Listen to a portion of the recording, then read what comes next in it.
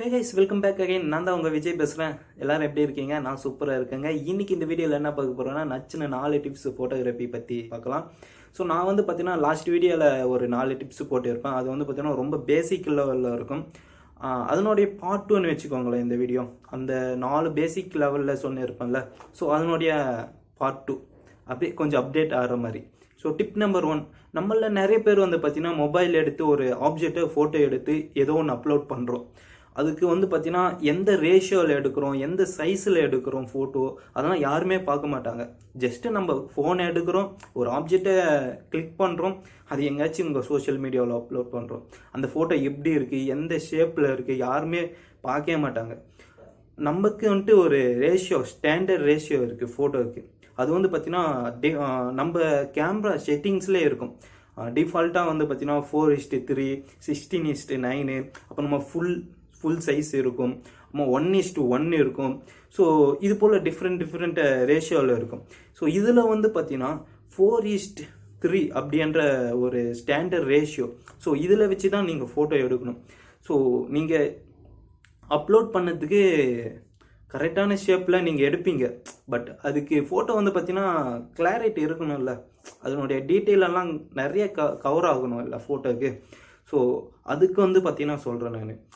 உங்களுக்கு ஒரு ஃபோட்டோ நல்லா வேணுமானா எடிட் பண்ணி போடுறதுக்கு, உங்கள் சோஷியல் மீடியாவுக்கு போடுறதுக்கு, ஸோ அதனுடைய ரேஷியோன்றது ஒரு ஸ்டாண்டர்ட் ரேஷியோ இருக்கும். 4:3 அப்படின்ற ஒரு ரேஷியோ.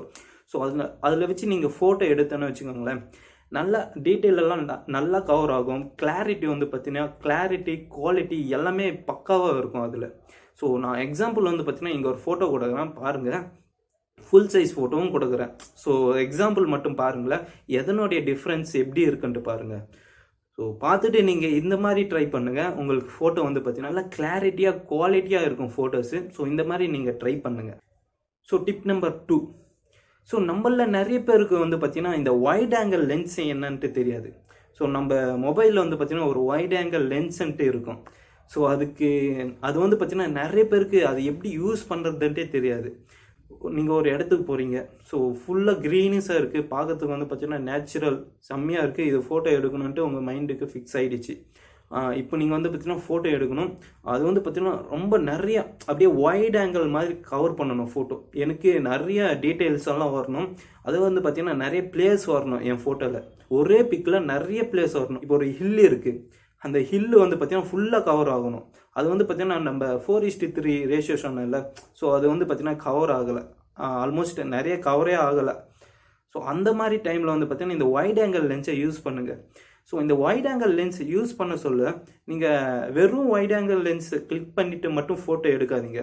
ஸோ பிகாஸ் எதுக்கு அப்படி சொல்கிறேன்னா, அப்படி எடுத்தானே வச்சுக்கோங்களேன், உங்கள் ஃபோட்டோ பார்த்தீங்கன்னா right and left hand side எந்த பக்கம் ஒன்று, ஸோ ரைட் அண்ட் லெஃப்ட் ஏதோ ஒரு சைடு பார்த்தீங்கன்னா ஃபோட்டோ எக்ஸ்சேஞ்ச் ஆகிற மாதிரியே ஒரு ஃபீல் இருக்கும். புரியுதுங்களா?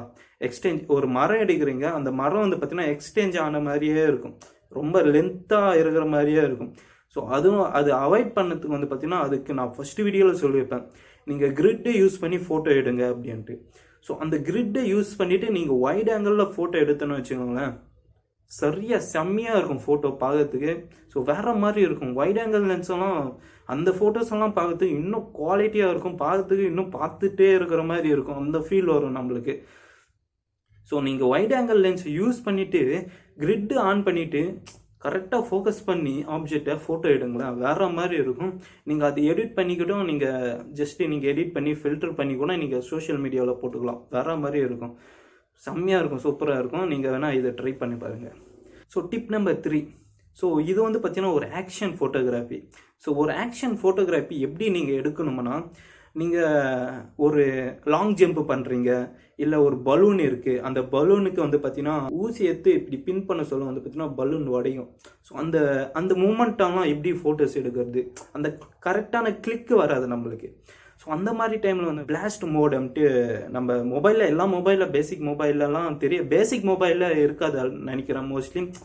இப்போ வர ஆண்ட்ராய்டு மொபைலில், இதுக்கு முன்னாடி ஜென்ரேஷனெல்லாம் இருக்குன்னு நினைக்கிறேன். ஸோ இந்த மாதிரி பிளாஸ்டிங் மோட் எடுக்க சொல்ல பார்த்தீங்கன்னா நீங்கள் ஒரு ஆக்ஷன் பண்ணுறீங்க, அதாவது பார்த்தீங்கன்னா லாங் ஜம்ப் பண்ணுறீங்க, இந்த பலூனில் தண்ணி போட்டு இப்படி பின் பண்ண சொல்ல வந்து பார்த்தீங்கன்னா பலூன் வந்து பிளாஸ்ட் ஆகும்.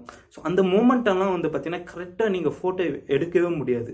ஸோ அதுக்கு தான் வந்து பார்த்தீங்கன்னா இந்த நம்ம ஷட்டர் பட்டன் இருக்குல்ல, நம்ம கிளிக் பண்ணுறோம்ல ஃபோட்டோ எடுக்கும்போது, அந்த பட்டனை வந்து பார்த்தீங்கன்னா அப்படியே லாங் ஃப்ரெஷ் பண்ணுங்கள். லாங் ஃப்ரெஷ் பண்ண சொல்ல வந்து பார்த்தீங்கன்னா இப்படி நீங்கள் ஒரு பலூனில் இப்போ தண்ணி இருக்குது, அது வந்து பார்த்தீங்கன்னா பின் பண்ணுறீங்க, எப்படி ஒரு பின் எடுத்து பின் பண்ணுறீங்க, அந்த மொமெண்டம் வந்து பார்த்தீங்கன்னா கரெக்டாக கேப்சர் ஆகாது நம்மளுக்கு. ஸோ அதுக்கு தான் அந்த பிளாஸ்டிங் மோட் ஆன் பண்ணால் இப்போ பின் பண்ண சொல்ல வந்து பார்த்தீங்கன்னா ஒரே அட்ட செகண்டில் வந்து பார்த்தீங்கன்னா ஒரு 30-40 ஃபோட்டோ டேக் பண்ணிவிடும்.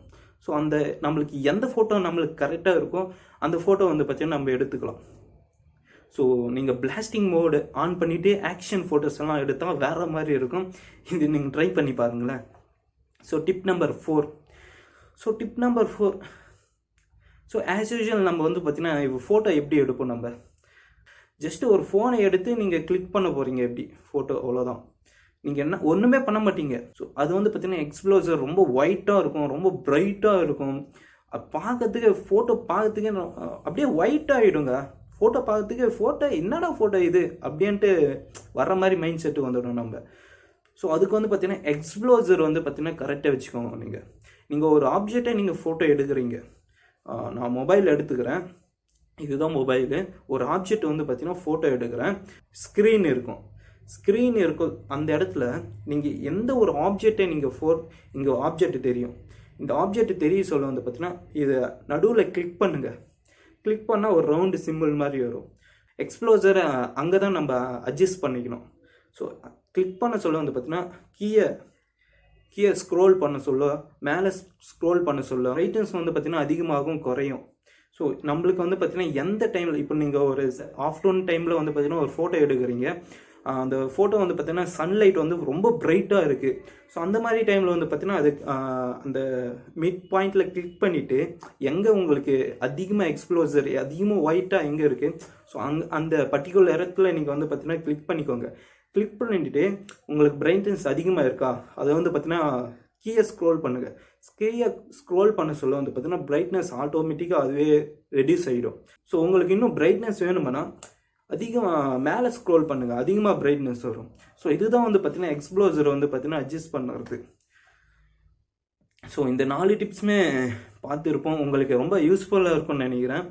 ஸோ நம்ம சேனலில் வந்து பார்த்தீங்கன்னா இன்னும் ஒரு 3 monthஸில் நம்ம வீடியோஸ் வந்து பார்த்தீங்கன்னா ரொம்ப குறைவாக தான் இருக்கும். ஏன்னா நம்ம சேனலுக்கு வந்து பார்த்தீங்கன்னா காப்பிரைட் ஸ்ட்ரைக் வந்துச்சு, ஒரு 2 காப்பிரைட் ஸ்ட்ரைக் வந்துட்டு இருக்குது. அது ரொம்ப பயமாக இருக்குது எனக்கு. இவ்வளோ நாள் கஷ்டப்பட்டதெல்லாம் வீணாக போயிடும். இன்னொரு காப்பிரைட் ஸ்ட்ரைக் வந்தால் சேனலை ஈர்த்து மூட வேண்டியதான். ஸோ நான் எவ்வளோ காப்பிரைட் கண்டென்ட் இல்லாமல் வீடியோஸ் க்ரியேட் பண்ணின்னு இருக்கேன் முடிஞ்ச அளவுக்கு. ஸோ அதனால் வந்து பார்த்திங்கன்னா ரொம்ப குறைவாக தான் இருக்கும். ஸோ அதுக்கப்புறமா இன்னும் நெக்ஸ்ட்டு வேறு பிளான்ஸ் எல்லாம் இருக்குது. ஸோ அதெல்லாம் எக்ஸ்ப்ளோர் பண்ணுறேன் நான். ஸோ இதுக்கப்புறம் அந்த செப்டம்பர் 1 வரைக்கும் அந்த காப்பிரைட் ஸ்ட்ரைக் இருக்குது. ஸோ கொடுத்தவர்கிட்ட ரிக்வெஸ்ட் பண்ணேன், பட் அவர் எடுக்கலை, இன்னும் ரிமூவ் பண்ணல. ஸோ யூடியூப் சைடு வந்து அவங்களே 90 daysல இருந்து ரிமூவ் ஆகிடும் ஸோ அப்படின்னு சொல்கிறாங்க. யூடியூப்பு அந்த கைட்லைன்ஸ் டேர்ம்ஸ் அண்ட் கண்டிஷன் படித்தா. ஸோ இந்த 4 டிப்ஸும் வந்து பார்த்தீங்கன்னா உங்களுக்கு ஹெல்ப்ஃபுல்லாக இருக்கும்னு நினைக்கிறேன். ஸோ உங்களுக்கு ஹெல்ப்ஃபுல்லாக இல்லை, இந்த வீடியோ எனக்கு பிடிக்கல, ஃப்ரெண்ட்ஸுக்கு ஷேர் பண்ணுங்கள். உங்கள் ஃப்ரெண்ட்ஸுக்கு யாராச்சும் ஒருத்தருக்கு யூஸ் ஆகும் உங்கள் ஃபோட்டோஸ் எடுக்க. சில பேர் வந்து பார்த்தீங்கன்னா கேர்ள்ஸ் எல்லாம் வந்து பார்த்தீங்கன்னா ஃபோட்டோஸ் எடுத்து இன்ஸ்டாகிராமில் ஃபேஸ்புக்கில் எல்லோரும் அப்லோட் பண்ணுவாங்க. ஸோ அவங்களுக்கெல்லாம் யூஸ்ஃபுல்லாக இருக்கும். கேர்ள்ஸோ பாய்ஸோ எடுத்து உங்கள் ஃப்ரெண்ட்ஸுக்காக ஷேர் பண்ணுங்கள். உங்களுக்கு யூஸ் இல்லைன்னா மற்றவங்களுக்கு யாருக்காச்சும் யூஸ் இருக்கும், அதனால ஷேர் பண்ணுங்கள். ஸோ இந்த வீடியோ அவ்வளோதான். இந்த நெக்ஸ்ட் வீடியோ வந்து பார்த்தீங்கன்னா நிறைய டிப்ஸ் அண்ட் டிப்ஸ் இருக்குது மொபைல் ஃபோட்டோகிராஃபி. ஸோ அதெல்லாம் கொஞ்சம் எல்லாமே ஒரே வீடியோவில் சொல்ல முடியாதுல்ல, எல்லாம் கொஞ்சம் பார்ட்டாக நம்ம அப்லோட் பண்ணிக்கலாம். Okay guys, bye bye, until then tata bye bye, see you இன்னொரு வீடியோவில் சந்திக்கலாம். Take care.